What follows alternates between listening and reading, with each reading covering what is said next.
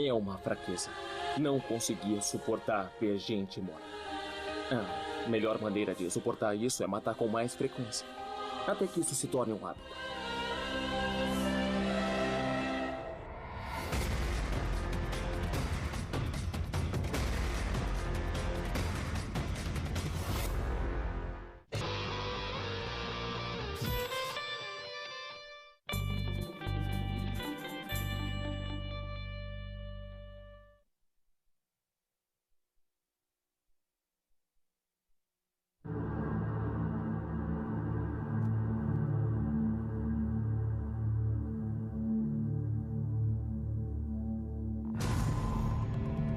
Esta é a tropa de elite nazista, a SS. E isso é um ritual religioso pagão baseado em suas ideias deturpadas. O partido nazista não era como os partidos políticos como conhecemos. Era um ritual. Eles faziam uma lavagem cerebral. Temos que entender esses sistemas de crenças, como os nazistas pensavam. Precisamos entrar na cabeça deles. É uma área na qual os historiadores não quiseram entrar. Eles não querem entrar na barriga da fera. O ritual da SS sonha em reconstruir um mundo antigo e sinistro em que super-homens arianos detêm poderes mágicos e as raças inferiores são suas escravas. Onde deuses pagãos são adorados com sangue e o poder do Santo Grau é usado para destruir os inimigos de Adolf Hitler. Hoje, para nós, isso soa completamente bizarro. Mas acredite, porque as pessoas acreditam no inacreditável. De seu quartel-general no castelo, a SS procura por super-homens no Tibete, por vestígios de suas armas de guerra mágicas. Por provas de que eles são a raça superior e de que seu destino é dominar o mundo. Essas pessoas conduziam uma das melhores operações militares que o mundo já viu. E eram pessoas psicóticas. Elas não precisavam de provas científicas para o que acreditavam. Faz 7 décadas de que Adolf Hitler e seus seguidores espalharam o mal pelo mundo. Chegou a hora de desvendar as doutrinas nazistas. As doutrinas nazistas. As doutrinas nazistas justificavam o derramamento de sangue.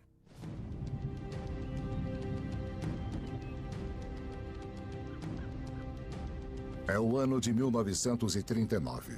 Em um castelo no coração da Alemanha de Hitler, um ritual extraordinário acontece.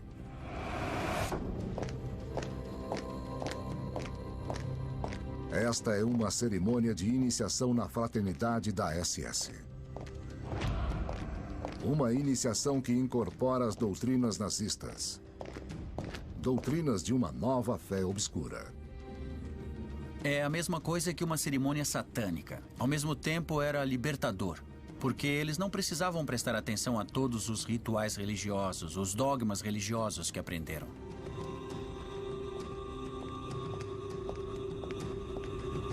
É como rasgar as páginas do passado e colar novas páginas. Este era o objetivo do movimento nazista.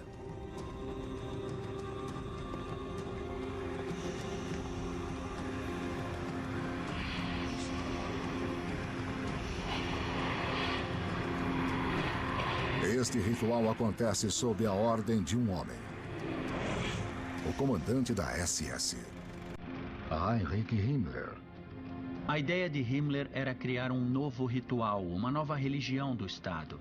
E a SS seria o sacerdócio daquela religião. A SS ia incorporar tudo o que acreditava enquanto nazistas. Diante do altar está um coronel da SS e ao seu lado uma iniciada no ritual nazista. Padre Pagão lhe entrega um punhal que simboliza seu ingresso na fraternidade da SS. Depois, pão e sal, simbolizando a raça e a pátria alemãs que a SS prometeu proteger. No clímax do ritual, eles recebem uma cópia da Bíblia nazista. O livro do homem que é tanto profeta como Deus do ritual nazista. O Führer, Adolf Hitler. No topo da empresa inteira está Hitler, o novo messias político, aquele que ia salvar a Alemanha. Hitler é o chefe da Alemanha desde 1933. Se ele é o foco do ritual nazista, Himmler é o sumo sacerdote.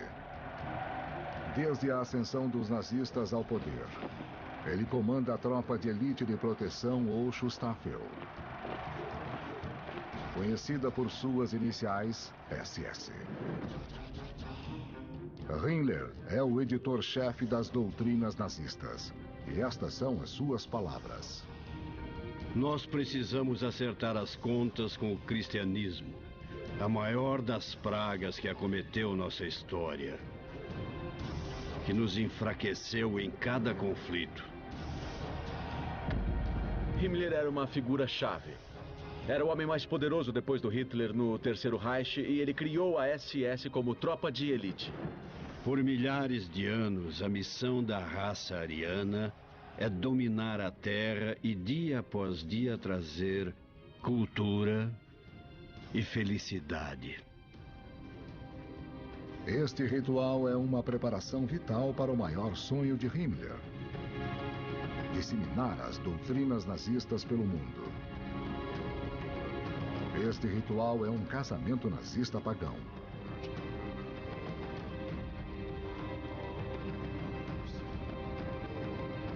Ao contrário do antigo Estado e da Igreja, as pessoas que desejam se casar devem apresentar compatibilidade matrimonial e saúde genética.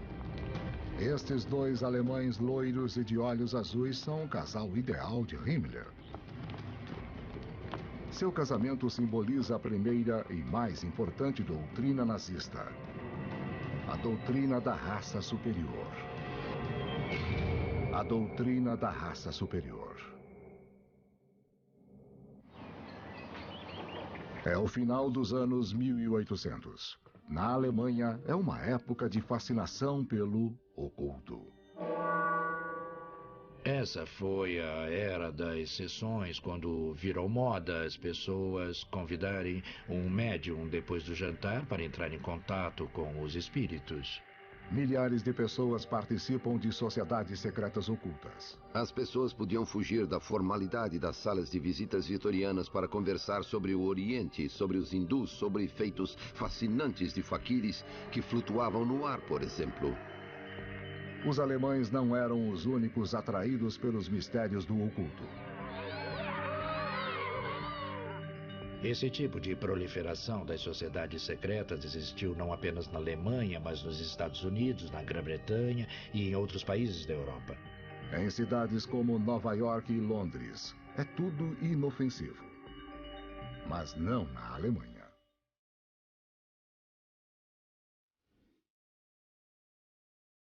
Eles fizeram uma mistura com uma tradição antiga do conceito folk alemão.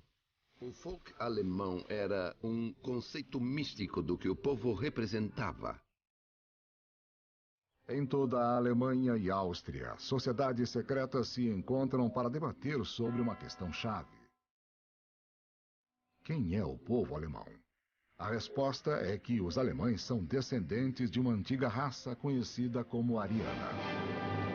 O que define o seu físico, sua aparência? Eles são fortes, são poderosos, são musculosos, são loiros e valentes na guerra.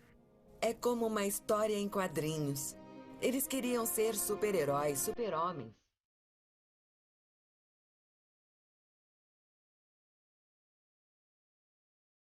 Os mitólogos arianos começaram a descrever a nova espécie de guerreiro marcial, um loiro cruel que cobiça a presa. Super-heróis, loiros, fortes, criadores de cultura, uma raça distinta e superior. Na verdade, a raça ariana nunca existiu. Mas isso não impediu que surgissem incontáveis mitos sobre os supostos arianos. Alguns diziam que eles migraram do norte da Europa para o Tibete, ou da Atlântida, a cidade perdida sob o oceano, ou de uma misteriosa ilha chamada Thule. Thule quer dizer antigo paraíso nórdico, de onde a raça ariana deveria ter descendido. Era um paraíso frio, com gelo e neve. O ritual considera Thule o equivalente nórdico do tropical Jardim do Éden da Bíblia. Thule se tornou quase que uma ideia de um bastão de valores tradicionais que poderiam ser redescobertos e depois reexportados para a Alemanha e para o mundo moderno. Ideias sobre antigos arianos se tornam cada vez mais bizarras e populares. Um ritual até afirma que os arianos, na verdade, eram deuses. Eles sugeriam que esses deuses tinham poderes extraordinários de telecinésia e telecomunicação por meio de transferência, tudo isso baseado em seus poderes divinos. Como descendentes dos deuses arianos, os participantes do ritual acreditam que, um dia, os alemães podiam redescobrir esses poderes.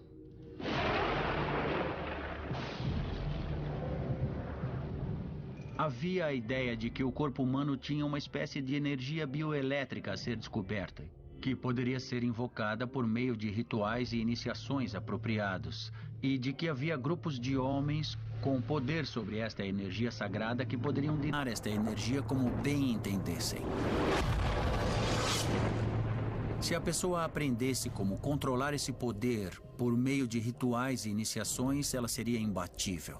Ela não precisaria de armas ou de canhões ou de rifles, aviões, nem foguetes. Ela poderia direcionar esta energia ao inimigo e destruí-lo.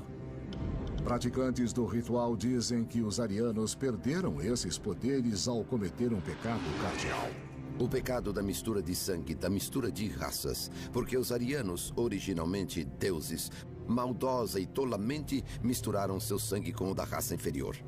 Segundo eles, é por causa da mistura de raças que os arianos viraram meros mortais. Mas eles ainda colocam os arianos no topo de uma rígida hierarquia de raças, com todos os outros povos abaixo deles. A ideia de que você pertence a uma raça superior é extremamente sedutora e, claro, muito assustadora.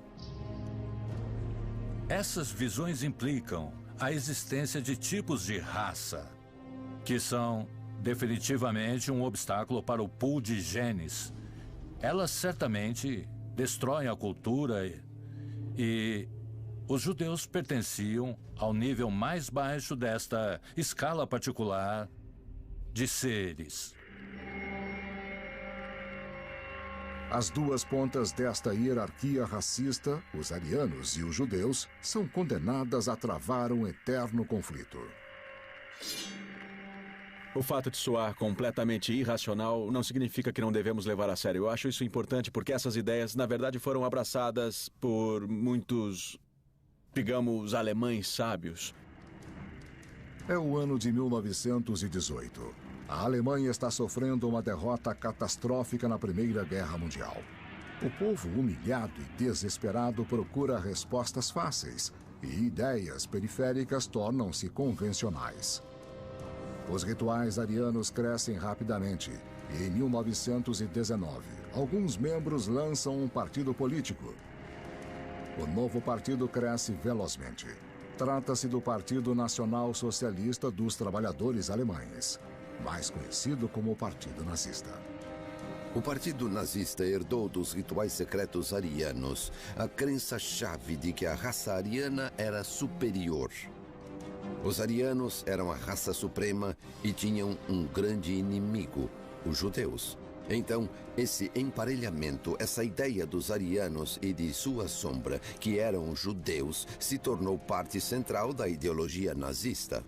Um dos primeiros recrutas do partido é um jovem ex-cabo do exército que, antes da Primeira Guerra Mundial, era um artista fracassado em Viena. Carismático e implacável. Ele logo se torna o líder do partido e leva os nazistas a uma ascensão meteórica ao poder. Seu nome, Adolf Hitler. Estas são as tropas de elite da SS. Os nazistas mais brutais e fanáticos de todos. Eles são a espinha dorsal do poder de Adolf Hitler. Levar o poder a todos os oponentes. Mas estes homens são mais do que apenas soldados. Eles são sacerdotes que vivem conforme segundo a doutrina nazista. A doutrina da SS.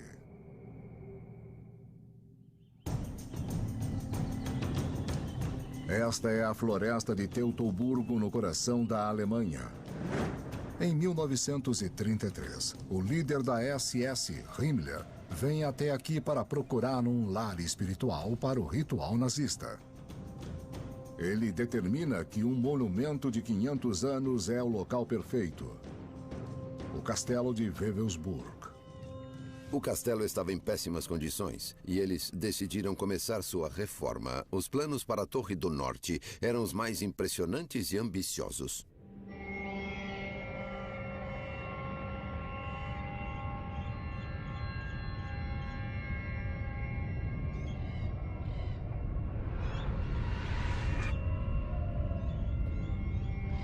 Na Torre do Norte, Himmler constrói o que ele chama de Hall dos Generais da SS.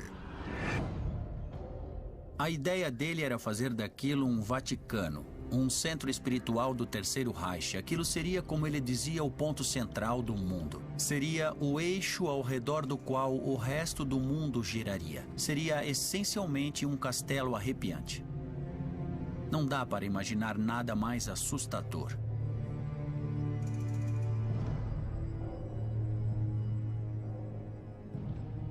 O chão de mármore é revestido por um misterioso símbolo pagão. O Sol Negro. O símbolo do Sol Negro poderia ser identificado como algum símbolo cósmico explodindo poder pelo centro. Abaixo do hall, no porão, existe um aposento ainda mais misterioso, chamado Kruft, que significa cripta.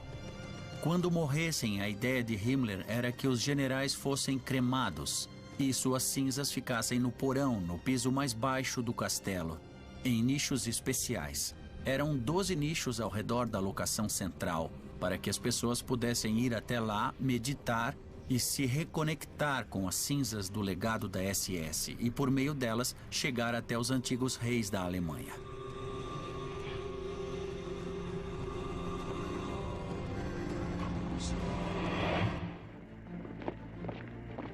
A SS surgiu em 1919 no início do Partido Nazista como um movimento político em meio ao caos posterior à derrota alemã na Primeira Guerra Mundial.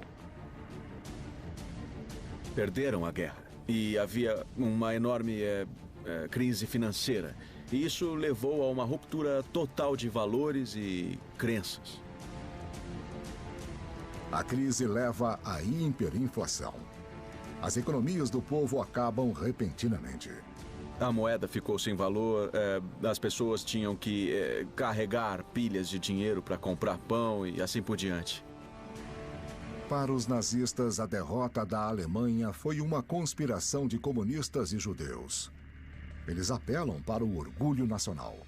Os nazistas passaram uma boa impressão aos alemães.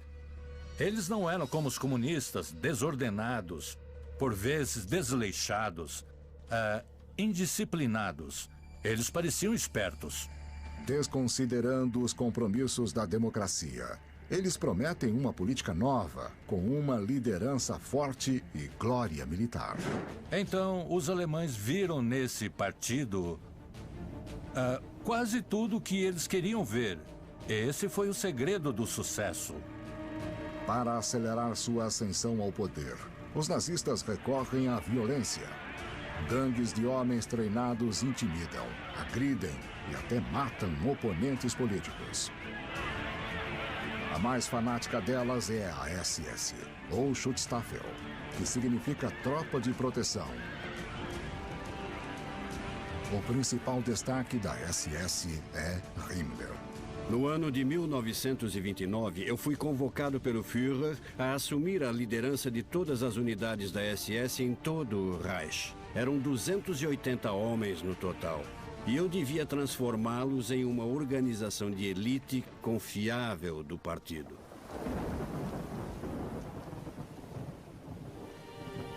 Heinrich Himmler nasceu em 1900, em uma família de classe média no sul da Alemanha. Himmler não era o arquétipo do super-homem ariano. Ele não era loiro, não era alto e não era forte. Na verdade, ele era justamente o oposto de tudo isso. Mas ele era o garoto da classe que todo mundo mais temia. Ele virou um rato. Delatando os colegas para o diretor da escola, que era seu pai, ele fez com que seu pai, o diretor, o descrevesse como criminoso nato. Aos 19 anos, Himmler vai à Universidade de Munique estudar agronomia. Ele se forma em 1923, mas não consegue um emprego. Com bastante tempo livre, ele se dedica à política nazista e estuda os ideais dos cultos secretos arianos. Himmler estava obcecado pela ideia de que havia uma antiga raça superior que, com o decorrer do tempo, havia sido corrompida, mas que poderia ser purificada de novo e fortalecida de novo. Pouco depois de Himmler se tornar líder da SS em 1929, o Partido Nazista leva um forte impulso com a queda de Wall Street e a Grande Depressão que assola o mundo. A Alemanha já enfrenta problemas econômicos. Agora, as coisas só pioram. Os nazistas estão prontos para explorar o fato. O slogan que eles não paravam de repetir era o despertar da Alemanha. Então, de certo modo, a Alemanha estava adormecida, digamos. Segundo os nazistas, a Alemanha precisa ser despertada por um novo líder. Então, em 1933, o partido ganha as eleições. Hitler é apontado como chanceler e começa a apertar o cerco no país. Ao seu lado está Himmler e a SS. Adolf Hitler estabeleceu como meta para nossa geração criar um novo começo. Ele foi predestinado pelo karma alemão para salvar a cultura germânica do mundo. No novo Estado nazista, a SS de Himmler domina a segurança nacional e a polícia. Isso é apenas o começo. Himmler tinha ideias maiores e mais ambiciosas para o futuro da SS, além da mera força policial defensiva. Seu plano para a SS era que ela se tornasse a tropa de elite ideológica da Alemanha. A SS, que começou com guardas, policiais, brutamontes, de repente se transformou em uma tropa bem mais elitista, bem mais intensa.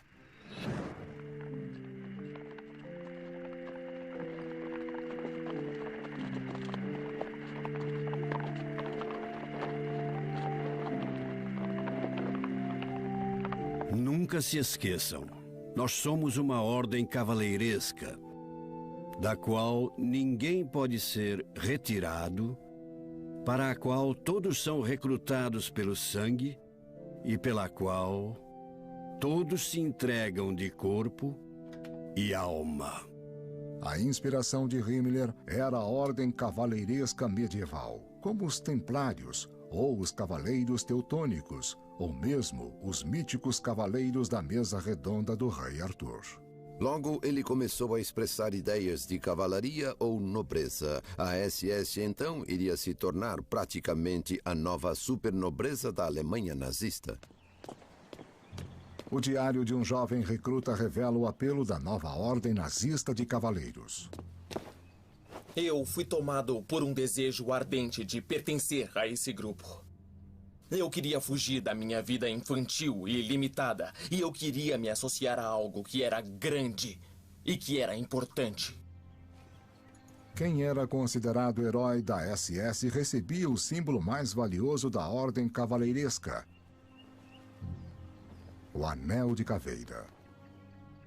Eu me concedo a você, anel de caveira da SS. As runas opostas à caveira são símbolos sagrados de nosso passado, com o qual fomos recentemente reconectados por meio da filosofia do socialismo nacional. Use seu anel com honra. Os rituais exigiam que a pessoa fosse mais obediente, menos crítica sobre as coisas. Ela deveria exercer as tarefas sem questionar, mesmo que fossem esquisitas ou diferentes. Então, com o tempo, se o grupo a mandasse fazer alguma coisa contra seus valores morais, ela nem se lembraria, nem consideraria a época em que tinha seus próprios valores sobre as coisas. Em 1935, o castelo de Wewelsburg é denominado Centro de Rituais da SS. Agora os rituais podem ocorrer de fato. Eles são organizados conforme as misteriosas crenças pagãs. Crenças que os nazistas diziam ter sido praticadas na Alemanha milhares de anos atrás. Esta é a terceira doutrina nazista, a doutrina dos deuses pagãos.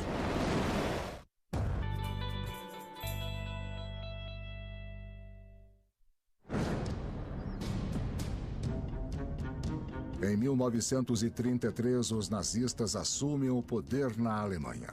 Adolf Hitler exerce poder absoluto e tem ao seu lado Himmler, líder da tropa de elite nazista, a SS. Hitler é o idealizador político. Himmler é o arquiteto de um renascimento religioso que deveria substituir o cristianismo alemão pelo paganismo. Himmler acreditava que os deuses pagãos eram criaturas vivas que haviam existido ou talvez ainda existissem no mundo e tinham superpoderes. Ele acreditava em superpoderes. A doutrina dos deuses pagãos.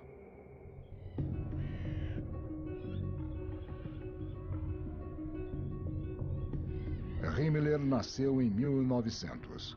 Quando jovem, ele passou por uma tormenta espiritual.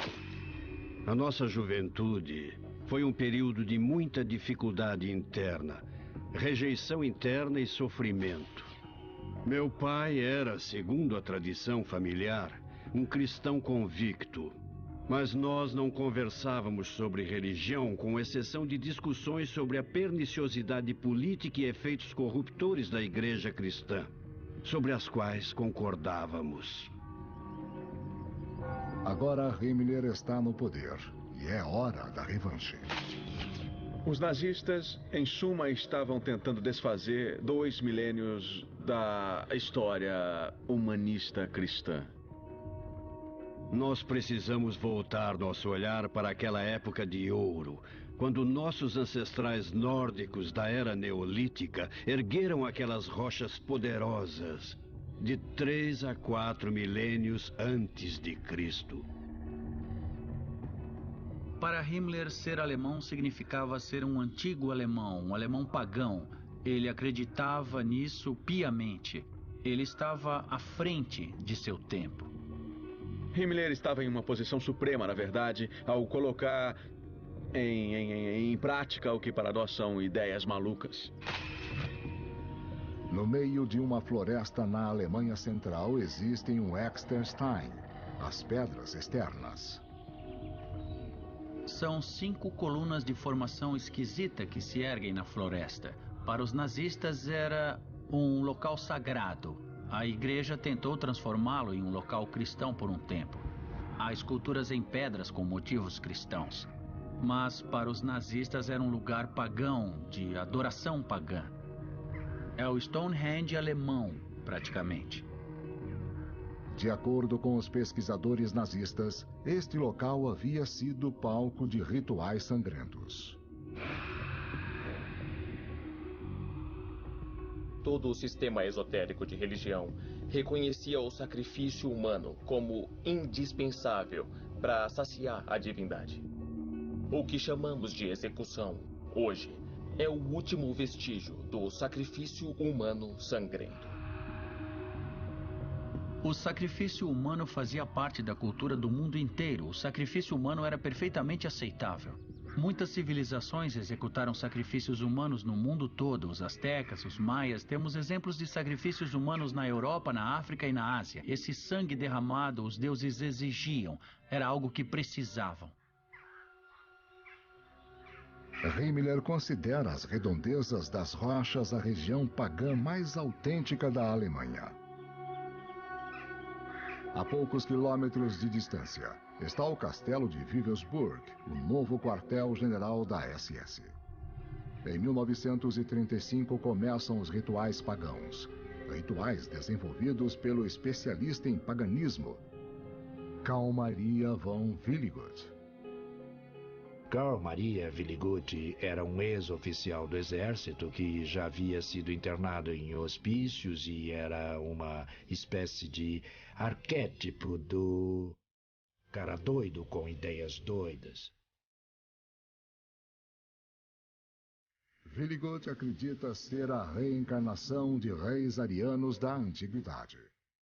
Willigut disse a Himmler que ele lembrava todas as suas encarnações de 10.000 anos atrás. Ele lembrava perfeitamente de todas as suas vidas, o que significava que lembrava da Alemanha antiga, da religião pagã alemã, da era do Paleolítico e anterior à chegada dos romanos.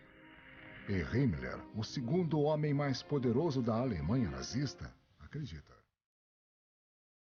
Ali estava o homem que o ajudaria a recriar o paganismo nazista, porque lembrava de tudo. Himmler recrutou Willigut com o pseudônimo Weistor como assistente pessoal.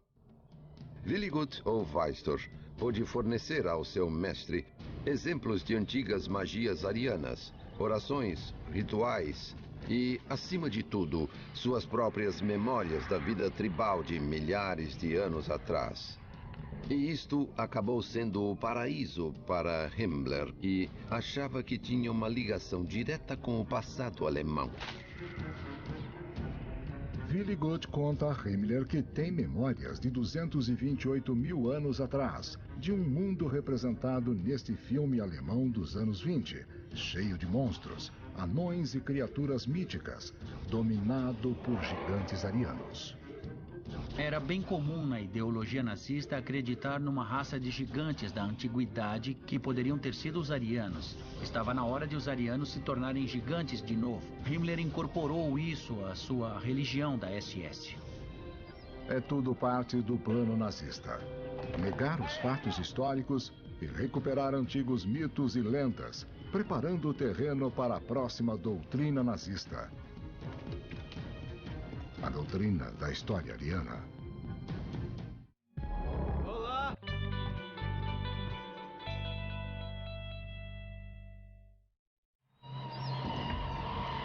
Castelo de Wewelsburg, coração da Alemanha. Centro da tropa de elite nazista da SS e dos rituais pagãos que estão sendo desenvolvidos aqui. O líder da SS, Himmler, quer voltar no tempo modelando a Alemanha nazista a seu passado fictício. Nós queremos mostrar ao povo alemão que nosso passado tem mais de 1000 anos de idade. Queremos mostrar que a Alemanha é mais eterna que Roma, que já tem 2000 anos de idade. A doutrina da história ariana. 24 de junho de 1935. Jovens da SS se reúnem na floresta para realizar um ritual pagão bizarro. Se alguém quisesse criar uma nova religião baseada no paganismo, ela seria assim. Este é um festival de solstício, uma celebração importante em tempos pagãos. Festivais de solstício eram importantes para o calendário de rituais nazistas, assim como os festivais religiosos são importantes para o calendário cristão, por exemplo. Em tempos pré-cristãos, o festival de solstício de verão celebrava o triunfo da luz sobre a escuridão e da vida sobre a morte. O festival de solstício de inverno celebrava o retorno da luz na escuridão do inverno. Natal, Páscoa, tudo isso já era. Eles estavam resgatando as festas pagãs, e as festas pagãs eram de adoração ao sol. O povo alemão mais uma vez virou as costas para as teorias e ensinamentos cristãos que perturbaram a Alemanha por mais de 1000 anos e causaram a decadência racial do povo alemão e quase sua morte racial. Os homens da SS estão carregando coroas de folhas, tradicionais símbolos pagãos de fertilidade. No clímax da cerimônia, eles arremessam as coroas às chamas. O fogo simboliza a ascensão da Alemanha, como expressado neste poema escrito para os recrutas da SS recitarem. A batalha é a resposta. Até que a Alemanha seja unificada novamente e se liberte de suas algemas. Chamas, consumam a barreira abominável que ainda hoje separa irmãos de irmãos. Chamas, iluminem o coração de todos nós. E então arremessem uma tocha na terra.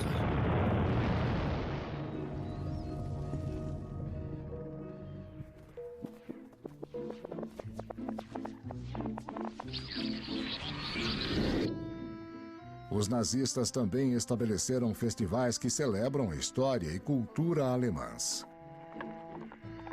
Neste desfile elaborado, homens se vestem como cavaleiros medievais. Ao seu lado estão os cavaleiros modernos da SS. Muito do senso de identidade nacional da Alemanha é baseado na história, e os nazistas usavam isso. Eles queriam recriar ou queriam incutir uma nova forma de identidade nacional. Por isso, eles selecionam uma miscelânea do passado alemão que se encaixa numa doutrina específica.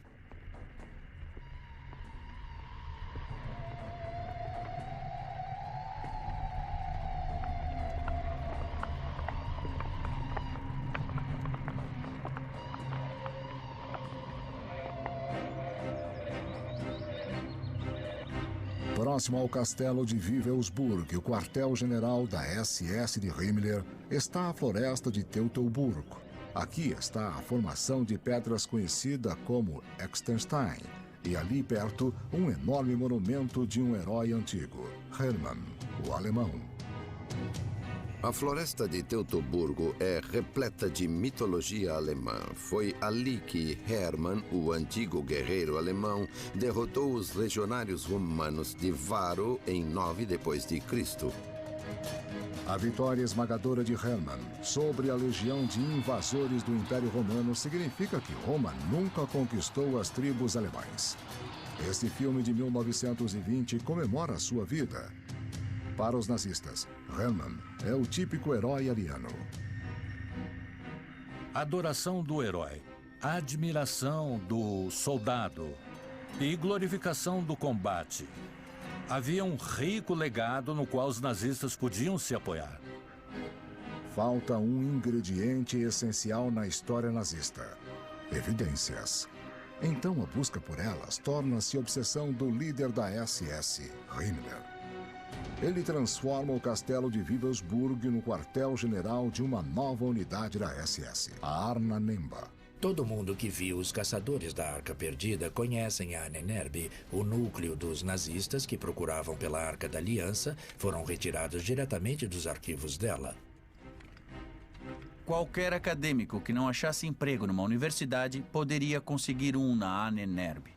Só era preciso seguir a linha e inventar as mesmas ideias que o Himmler queria ouvir. Ele queria ouvir sobre paganismo, ele queria ouvir sobre religiões antigas e cultos misteriosos. Ele adorava tudo isso. A Ahnenerbe da SS logo se torna o centro dos acadêmicos nazistas. Esses intelectuais nazistas pretendem desafiar as universidades tradicionais e suas famosas ideias de influência judia. Você precisa escolher. E neste momento, se quer ficar do nosso lado ou contra nós. Cuidado. Venha para o nosso lado antes que seja tarde demais.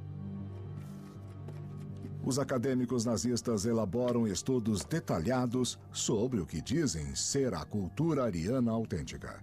Em particular, eles se concentram nos antigos escritos conhecidos como runas. As runas são amplamente encontradas no norte da Europa e datam dos tempos pré-cristãos. Seu significado muitas vezes é misterioso, mas os nazistas acreditam que podem desvendar seus segredos. Apenas as runas ainda sussurram o que é verdade na esfera terrestre. As runas sussurram ao nosso povo, porque ele já as conhece. O conhecimento rúnico está batendo em nosso peito. O trabalho da Ahnenerbe é disseminar as teorias nazistas e então fazer pesquisas arqueológicas para confirmá-las. Seus esforços os guiam por toda a Alemanha. Aqui, Himmler está visitando uma escavação da Ahnenerbe próxima a Berlim. Pesquisem o seguinte. Encontrem todos os pontos na cultura ariana alemã do mundo em que podemos ver o conceito de um raio saindo de um martelo, assim como esculturas do deus Thor feitas por um machadinho que emitia raios.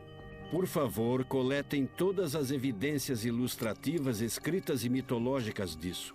Estou convencido de que isso não é baseado em raios e relâmpagos naturais, mas sim de que se trata de uma arma ancestral altamente desenvolvida por nossos antepassados.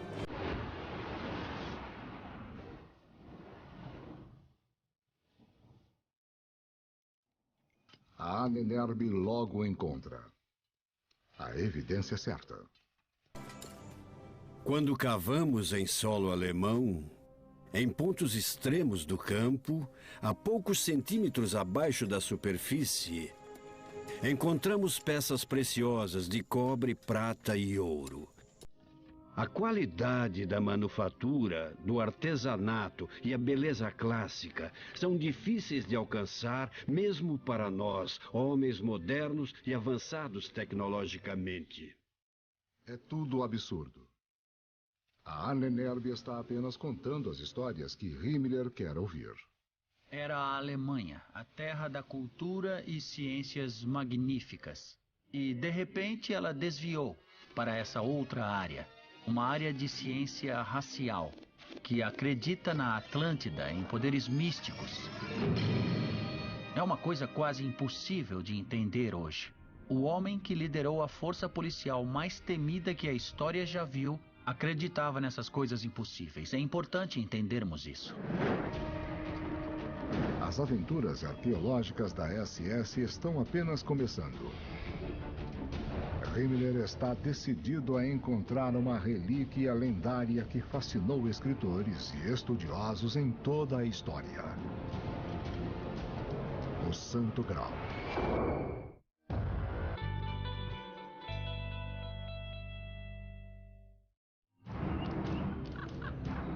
Nos anos 1930, o castelo de Wewelsburg, na Alemanha, é o quartel-general da SS nazista. Seu líder, Himmler, segue o modelo da Ordem de Cavaleiros Medievais como o Rei Arthur e os Cavaleiros da Mesa Redonda. Wewelsburg é a Camelot nazista, e como o Rei Arthur, Himmler envia seus homens a uma missão em busca de uma antiga relíquia religiosa. A doutrina do Santo Graal. O que é o castelo de Wewelsburg e Camelot sem o Santo Graal?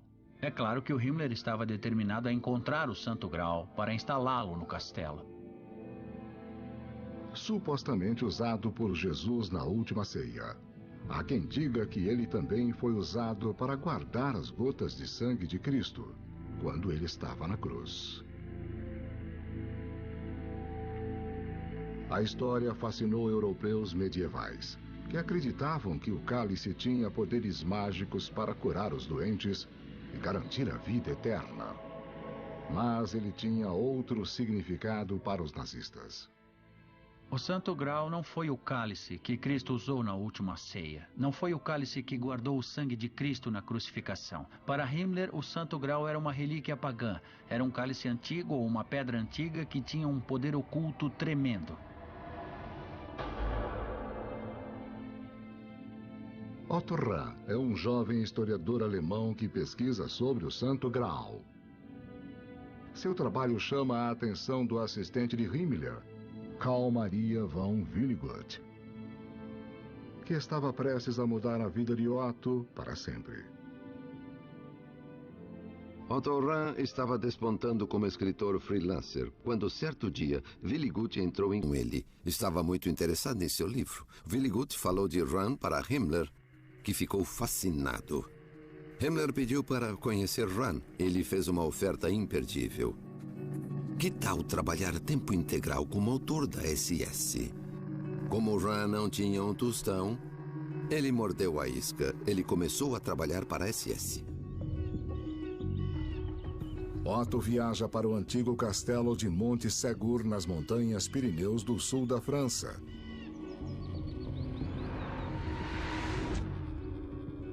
Esta foi a última fortaleza de uma seita herege cristã chamada catarismo, na Idade Média. Os cátaros foram brutalmente perseguidos pela igreja, mas diz a lenda que eles também eram os guardiões secretos do Santo Graal. Sempre houve uma tendência oculta na mitologia popular de que o Santo Graal foi descoberto por expedicionários no século XI e trazido para a Europa. No ano de 1244, um exército do rei francês sitiou o Monte Segur na tentativa de aniquilar os cátaros hereges. Meses depois, os cátaros se renderam e foram massacrados no sopé da montanha. 220 homens, mulheres e crianças foram queimados em uma grande fogueira. Mas, segundo as histórias que Otto ouviu do povoado local, um grupo de cátaros escapou do cerco escalando o muro do castelo na batalha final. Eles carregavam a relíquia sagrada de sua fé. Alguns dizem que esta relíquia sagrada era o Santo Graal. Os cátaros deixaram algumas pessoas escaparem com o Santo Graal pela montanha. Depois ele foi enterrado em alguma caverna próxima ao Monte Segur.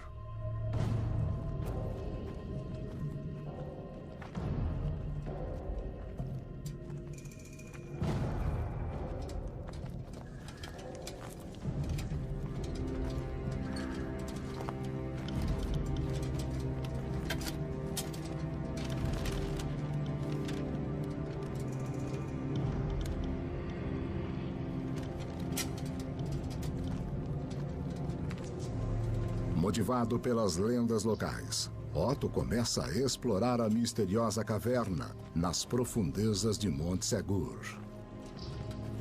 Os cátaros teriam escondido o Santo Graal aqui 700 anos antes. Ele achou evidências da habitação dos cátaros nas cavernas. Ele viu escritos nas paredes que sugeriram que os cátaros haviam estado lá e escondido algo.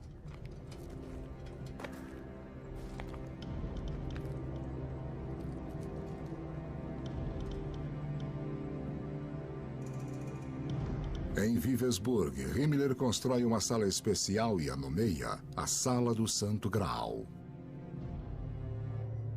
Se eu fosse o Otto, teria morrido de medo.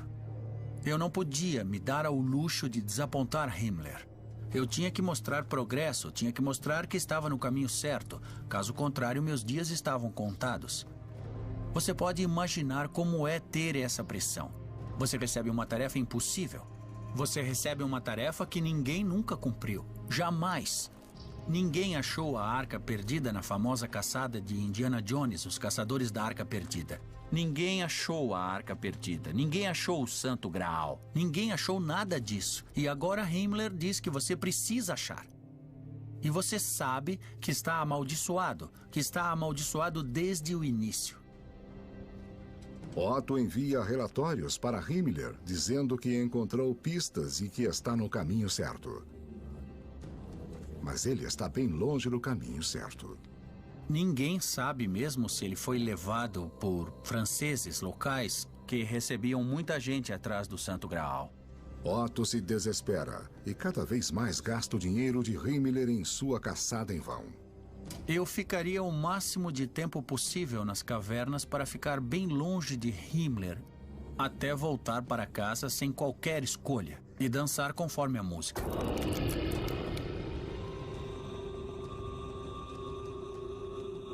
Eu não queria estar na pele do Otto. Esse, com certeza, não é o tipo de ambiente acadêmico que nós buscamos para a carreira, com a SS te dando ordens.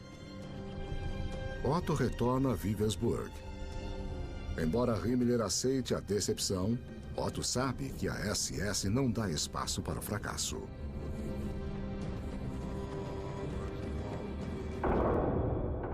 Ran era um esteta, ele era um intelectual. Ele também era homossexual, o que era uma coisa que não ficava bem na SS. Ele começou a levar uma vida dupla sofrida e esquisita. É apenas uma questão de tempo até que Himmler descubra as verdades sobre Otto. Sua homossexualidade foi descoberta e Ran pediu para sair da SS. Era um fato muito raro alguém pedir para sair da SS. Ele caminhou nas montanhas do Tirol em uma tarde de março de 1939 e seu corpo foi encontrado 6 meses depois, ficando evidente que ele cometera suicídio. A morte de Otto representa o fim de busca nazista pelo Santo Graal. Himmler logo desenvolve outra obsessão. Para tentar provar as teorias racistas nazistas, ele envia pesquisadores da SS para o teto do mundo, para o reino misterioso do Tibete. Nós pretendemos estudar a atual situação antropológica por meio de medidas, pesquisas de traços, fotografias e moldes. E queremos coletar material sobre proporção, origens, importância e desenvolvimento da raça nórdica nesta região. Os cientistas nazistas atravessam alguns dos cenários mais extremos do mundo, a bordo de cavalos nas montanhas Himalaias, até o deserto árido do Planalto tibetano. A SS busca pistas de seus ancestrais perdidos, a raça mítica dos super-homens arianos. Himmler estava convencido de que os antigos arianos se estabeleceram no Tibete e se isolaram contra as enchentes do mundo. Portanto, o Tibete teria resquícios marcantes da civilização ariana. Precisamos lembrar que nos anos 20 e 30 havia muita mistificação sobre o Tibete. Os lamas e seus poderes místicos eram muito importantes para os nazistas. Os lamas tibetanos tinham poderes de levitação, eram capazes de aturar temperaturas extremas, caminhar através de paredes, saber do futuro e do passado. A SS estuda a cultura tibetana e analisa suas características raciais. O que os tibetanos acharam disso não foi gravado. Eles gastaram muito tempo medindo os tibetanos, seus corpos, o tamanho de seus crânios, o tamanho de seus braços, para estabelecer se eles tinham alguma relação racial com os arianos e os europeus. Como os arianos nunca existiram, é evidente que os nazistas não encontraram vestígios da raça, por mais que tentassem. Himmler deve ter ficado decepcionado por não encontrar evidências dos arianos no Tibete. Mas ele se contentou com um relatório belamente articulado com a insígnia da SS e apresentado formalmente. Diferentemente de Otto, os pesquisadores do Tibete são recompensados pelo fracasso. Cada um é presenteado com um anel de caveira, símbolo de sua eterna ligação com a SS e sua fé nas doutrinas nazistas. Principalmente, na mais importante de todas, a doutrina do Führer, Adolf Hitler.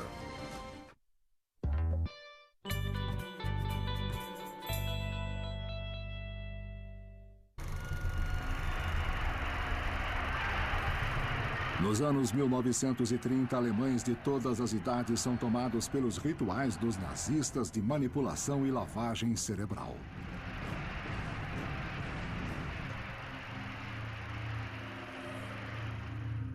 O partido nazista não era um partido político como conhecemos. Era um ritual. E as pessoas eram doutrinadas, sofriam lavagem cerebral. Eles eram capazes de criar um ambiente com propaganda e manipulação das emoções das pessoas para fazer coisas inacreditáveis.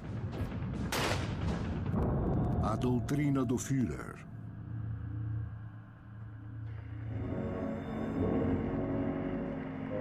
É 1934 e o autoproclamado salvador da Alemanha está prestes a chegar à pequena cidade de Nuremberg.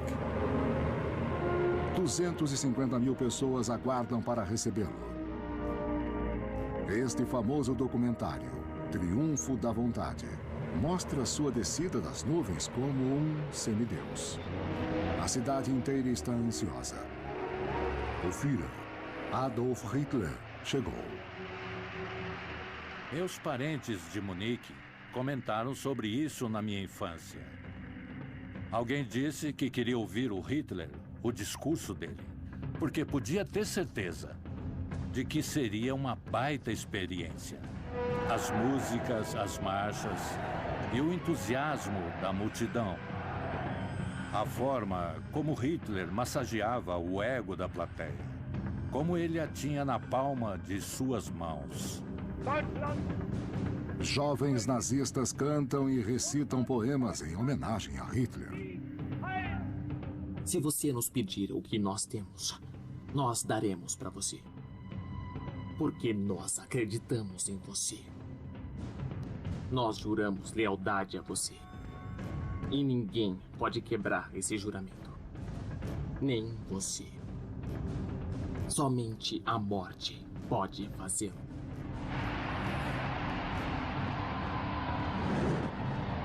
A multidão se reúne em amplo estádio nos arredores da cidade. Ondas de ansiedade tomam os fiéis nazistas. Em milhares de olhos, a última esperança é vislumbrada. Em milhares de corações, um grito mudo irrompeu. O Führer. Faça-nos vassalos.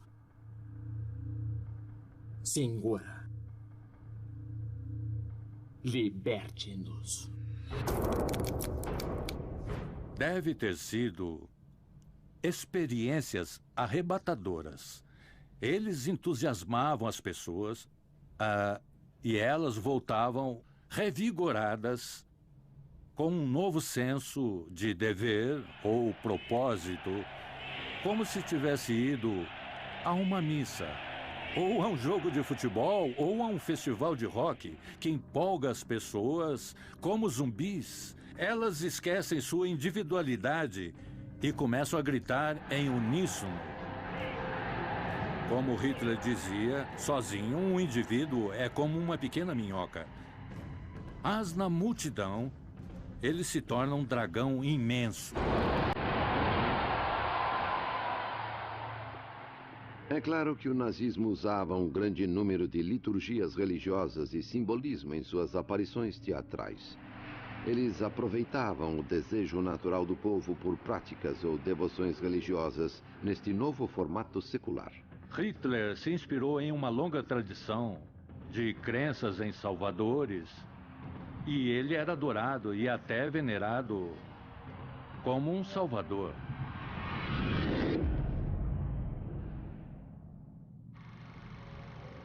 Uma tecnologia avançada leva o culto do Führer a todos os alemães, mesmo aqueles que nunca foram a Nuremberg.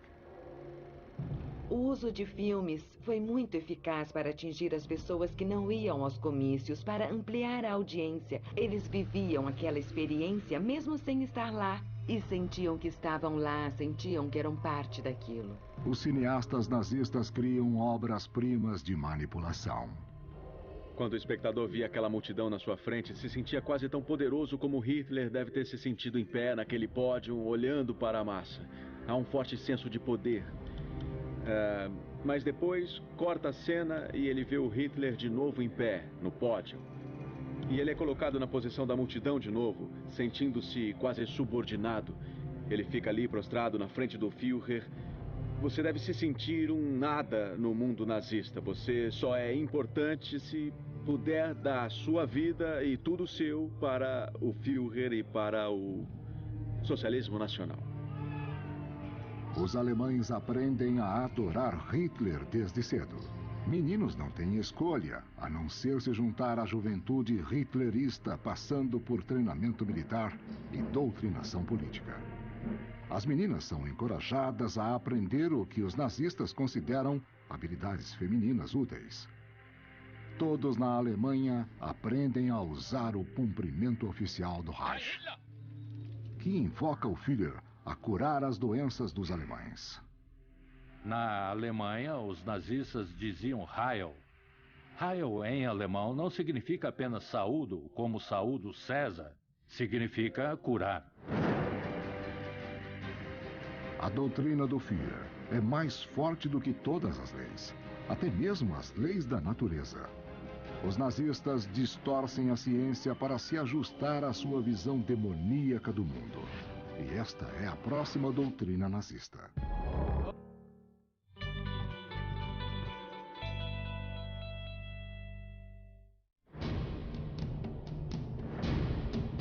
No final dos anos 30, o partido nazista de Adolf Hitler exerce total poder na Alemanha.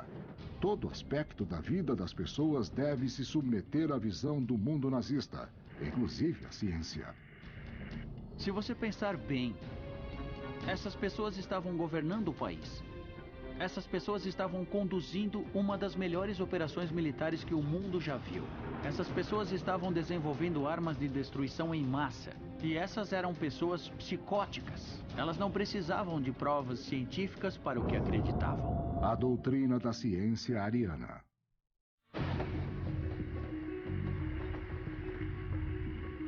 Antes dos nazistas assumirem o poder, a Alemanha tinha o maior número de prêmios Nobel do que qualquer país, talvez mais do que todos. O problema dos nazistas em relação a isso era a verdade inconveniente de que muitos dos premiados que tinham nacionalidade alemã também eram judeus. Na Universidade de Berlim, Albert Einstein desenvolveu sua teoria da relatividade, um dos maiores saltos intelectuais da humanidade. Mas Einstein era judeu, e para os nazistas, isto significava que suas teorias deviam ser incorretas.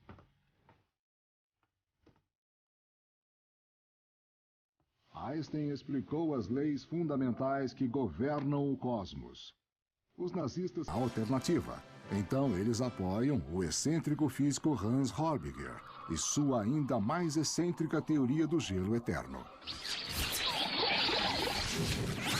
Em uma época em que teorias malucas surgiam na Alemanha, uma delas, caracterizada como a mais maluca de todas, era a teoria do gelo eterno de Horbiger. Era a ideia de que o mundo e o universo teriam se originado de um bloco de gelo.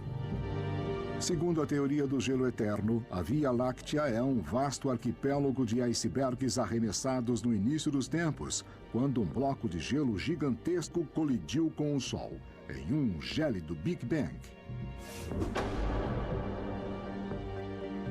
Os acadêmicos nazistas transformaram essa teoria fantástica na cosmologia oficial do Estado. Enquanto Hitler organiza a política, Hans Horbiger cuidará das ciências falsas. A doutrina do gelo eterno anunciará a regeneração do povo alemão. É completamente maluca. Não existe nenhuma base real para isso.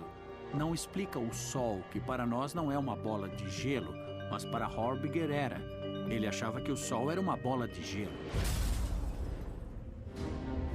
A teoria do gelo apresenta uma vantagem para os nazistas e sua visão racista do universo. Afinal, eles vieram da terra do gelo e da neve. Essa era a origem deles. Eles vieram do gelo. Gelo era bonito. Gelo era glorioso. Era branco, aliás. O que se encaixava nas teorias raciais também, sem qualquer rodeio. A teoria do gelo eterno é um pouco extrema até para os nazistas.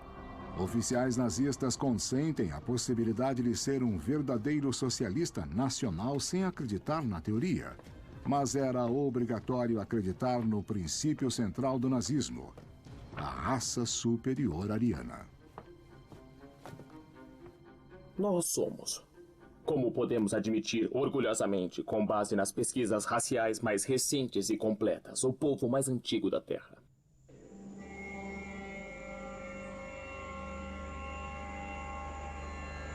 Os acadêmicos nazistas descrevem uma antiga era de ouro, dominada pelos arianos. Sangue e terra, casa e líder, um ano ensolarado e, acima de tudo, deuses e o destino. A eles, assim como às suas autoridades seculares, nossos ancestrais se submeteram de bom grado e voluntariamente. O sonho nazista é resgatar essa era de ouro imaginária e reconstruir a raça superior ariana por meio da reprodução seletiva. O povo alemão é a culminação do destino e da história desenvolvidos muito tempo atrás, nos tempos primitivos, através de muitas gerações e séculos. Entre essas pessoas, com fatores hereditários misturados, nós selecionamos conscientemente aqueles com sangue nórdico, já que podemos admitir que esse sangue carrega as principais características de nosso povo. Himmler é a força motora por trás deste projeto de reprodução ariana. Ele considera suas tropas da SS reprodutoras ideais. Ele controla cada aspecto de suas vidas sexuais, casamentos e famílias. Os líderes dos rituais queriam controlar o casamento, porque se você controla os aspectos mais íntimos da vida das pessoas, você ganha muito poder. Se você pode controlar as relações conjugais, se pode controlar a sexualidade, se pode controlar o dinheiro das pessoas, tudo isso é uma forma bem pessoal de deter controle sobre as pessoas. Para criar nossa ordem, nós agimos como um criador de plantas, tentando reproduzir uma boa e antiga cepa que foi adulterada e degradada. Nós selecionamos de novo e descartamos aqueles que não são adequados. Todo homem da SS representava coragem, valentia militar e sangue puro. Por isso, encontrar uma noiva ariana adequada era importante para garantir sua progenie e sua linhagem.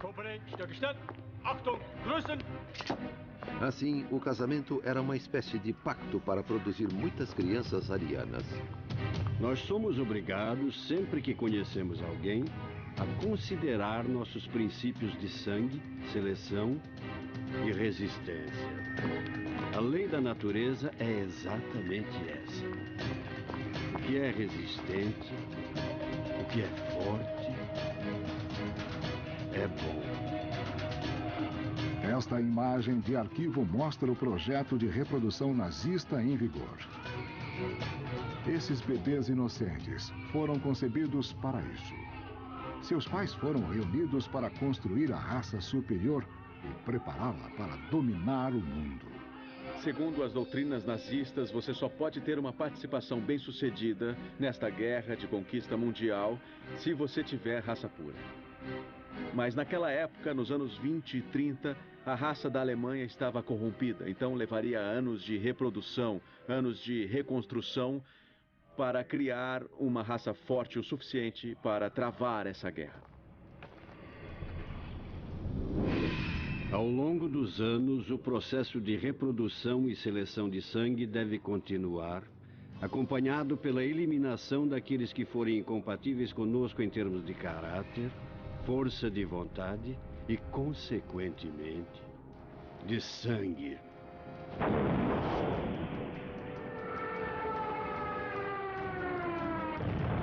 Quando os arianos restaurassem sua glória antiga, os nazistas supostamente conseguiriam dominar todas as raças inferiores. Para isso, durante os anos 30, Hitler constrói a máquina militar mais poderosa do mundo. Sua meta é escravizar as raças inferiores em um império alemão que perdurará por 1000 anos. Está na hora de introduzir a doutrina nazista de guerra de raças.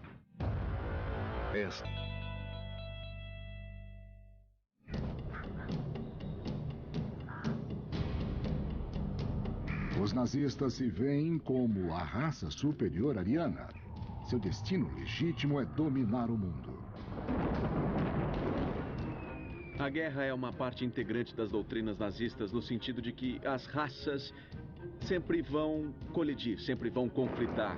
É uma luta por sobrevivência. Você não pode simplesmente coexistir, você precisa se defender militarmente. A doutrina da guerra de raças.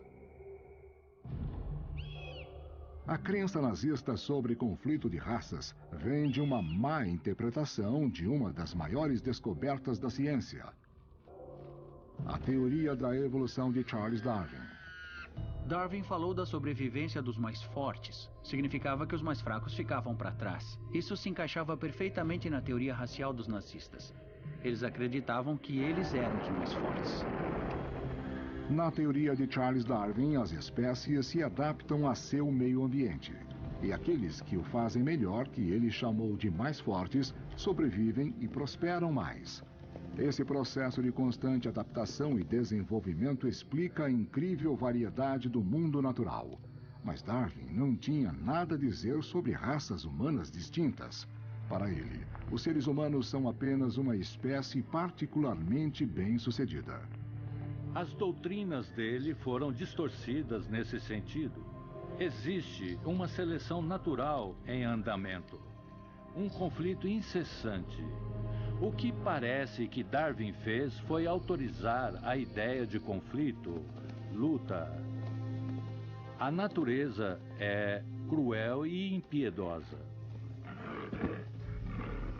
Se você acredita em uma teoria de raças, uma teoria da evolução, você tem dois caminhos a seguir. Ou você é parte do problema, ou é parte da solução. Ou você é parte da raça inferior, que será deixada para trás, ou você é parte da raça superior, do próximo estágio da evolução, que controlará o mundo, que herdará a Terra.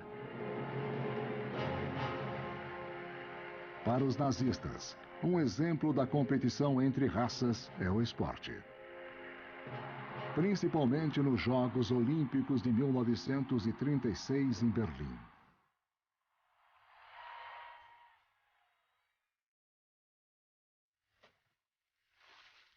Hitler acredita que as serão uma vitrine da superioridade ariana. Este filme de propaganda do campo de treinamento alemão idealiza o físico ariano. Apenas espécimes plenas poderiam representar a Alemanha.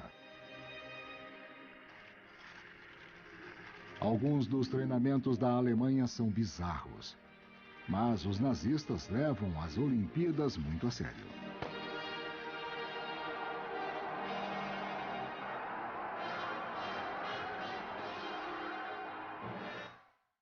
Para azar de Hitler, as Olimpíadas não terminam como suas teorias previam.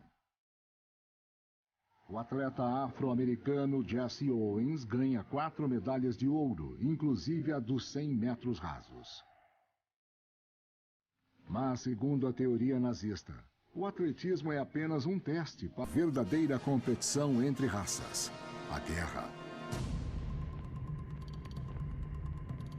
No verão de 1939, Hitler levou a Europa à iminência do conflito. A Grã-Bretanha e França tentaram manter a paz, mas a paz não tem lugar nas doutrinas nazistas.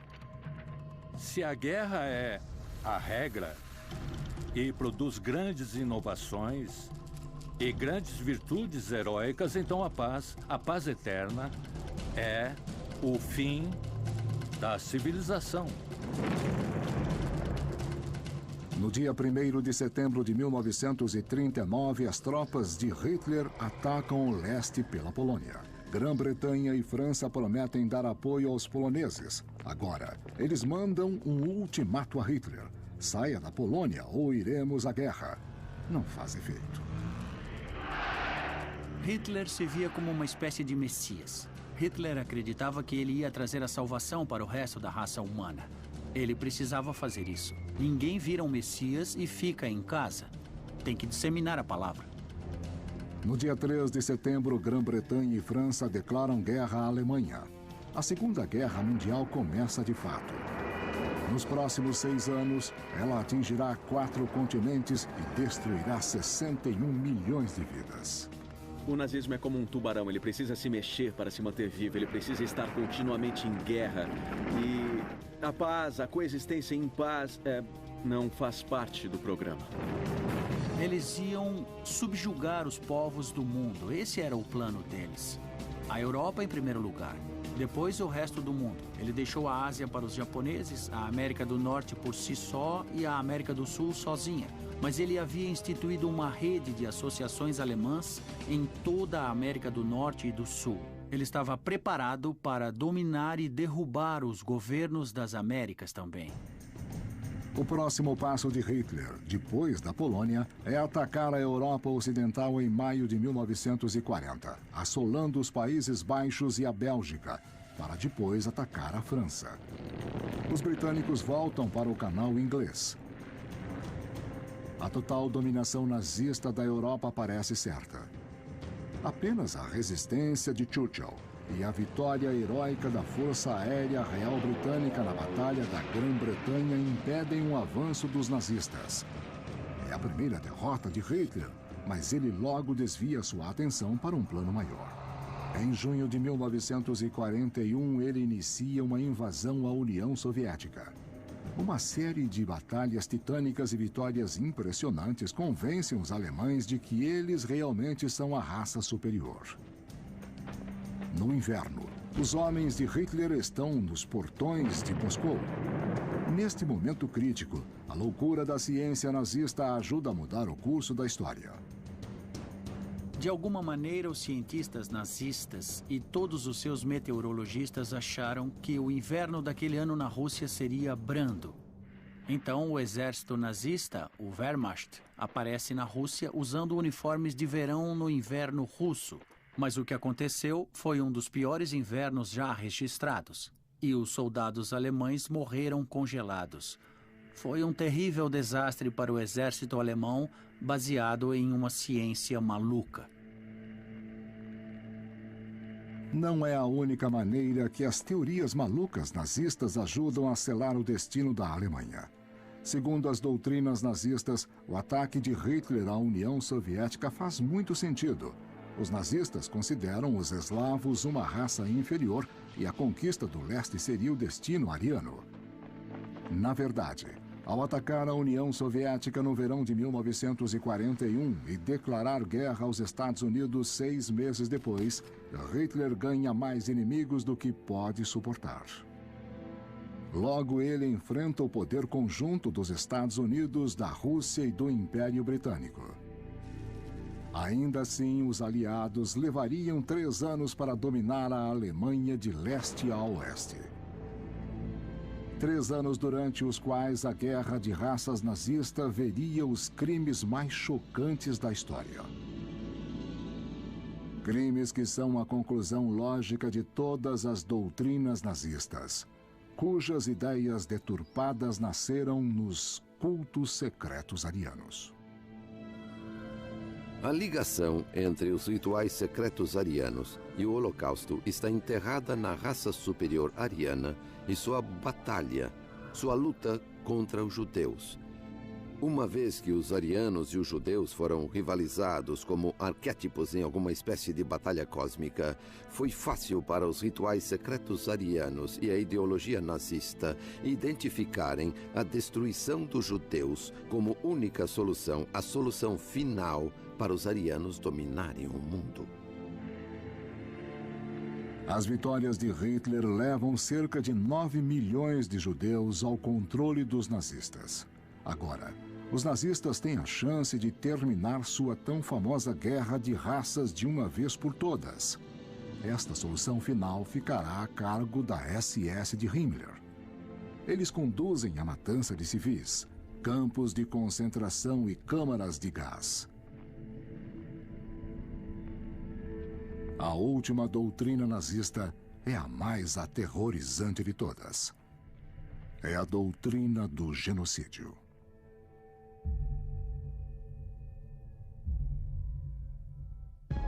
Olá!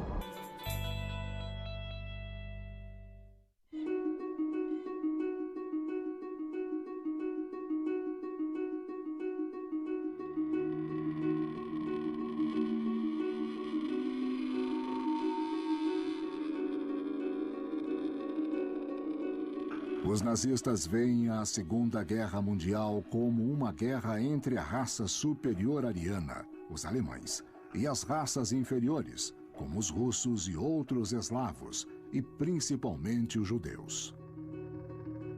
Para Himmler, esta é a batalha final em um conflito titânico que perdura há milhares de anos.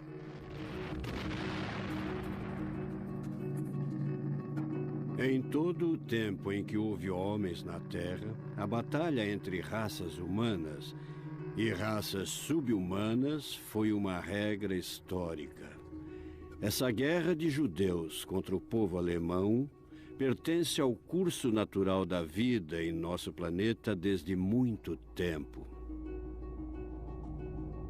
A doutrina do genocídio. Nos territórios recentemente conquistados por Hitler, a SS de Himmler tem a missão de pôr fim à guerra de raças de uma vez por todas, exterminando os judeus. É o que os nazistas chamam de solução final. Achavam que estavam salvando a raça humana, eliminando todas as pessoas que impediam de evoluir. É um conceito espantosamente sinistro, e só precisamos olhar o progresso da guerra para entender como eles levavam o assunto a sério. As primeiras matanças acontecem nas florestas da Europa Oriental em 1941. As forças-tarefa da SS levaram homens, mulheres e crianças a fossos da morte, matando-os aos milhares, sem nenhuma pausa ou piedade. Em um discurso frio feito a oficiais da SS em 1943, no auge do Holocausto, Himmler diz aos matadores para terem orgulho de seu trabalho. A maioria de vocês saberá o que significa quando 100 cadáveres estão deitados um ao lado do outro. Ou 500. Ou 1000. Ter suportado isso e mantido a decência é o que nos torna fortes. Essa é uma página gloriosa da nossa história.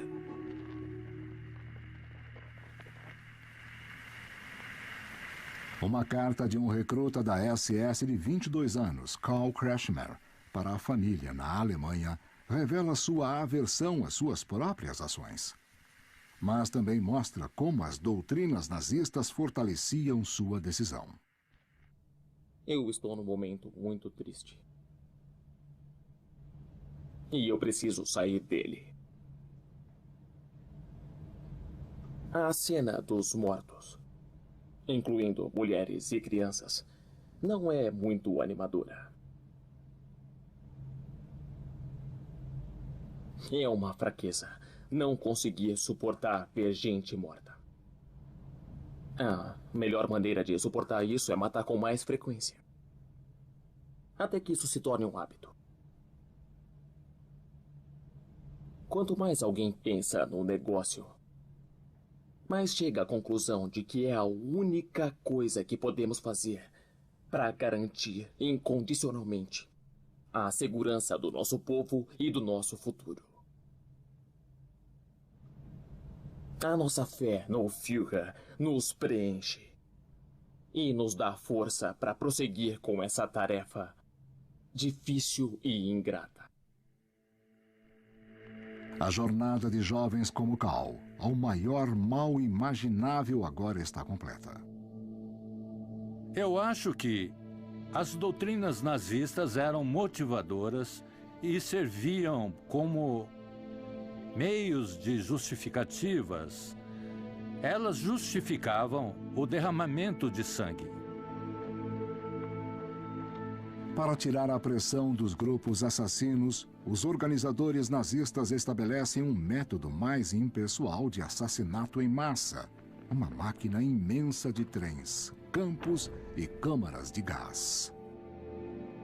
O Holocausto atinge seu auge em 1944, enquanto a Alemanha de Hitler luta contra a derrota. Não havia justificativa militar para manter os campos de extermínio ativos quase no fim da guerra. Esse gasto tremendo em recursos não fazia sentido militarmente. Mas eles continuaram sem parar até o final. Eles acreditavam. Se alguém realmente acreditasse nessa ideologia, não questionaria os campos de extermínio. À medida que os aliados avançam na Alemanha de leste a oeste, eles encontram os campos. Conforme a amplitude das atrocidades nazistas é revelada, um mundo horrorizado perguntava: por quê? E ainda pergunta. Foi apenas recentemente que os historiadores estudaram o sistema de crença da SS e do socialismo nacional mais genericamente, como fatores motivadores. As pessoas que matavam realmente acreditavam no que estavam fazendo. Os historiadores têm que estudar a vida.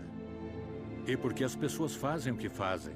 E principalmente porque elas são capazes de fazer aquelas coisas que são abomináveis. Essa é uma área na qual os historiadores não querem entrar. Eles não querem entrar na barriga da fera. Em 30 de abril de 1945, após perder a guerra, Adolf Hitler se suicida em seu bunker em Berlim em 22 de maio.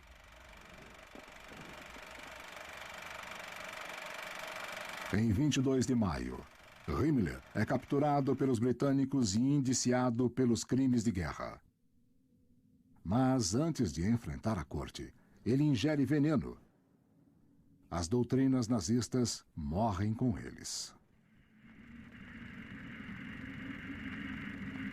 Líderes nazistas sobreviventes são julgados por crimes de guerra. Os julgamentos acontecem em Nuremberg, o antigo local do comício nazista uma década antes.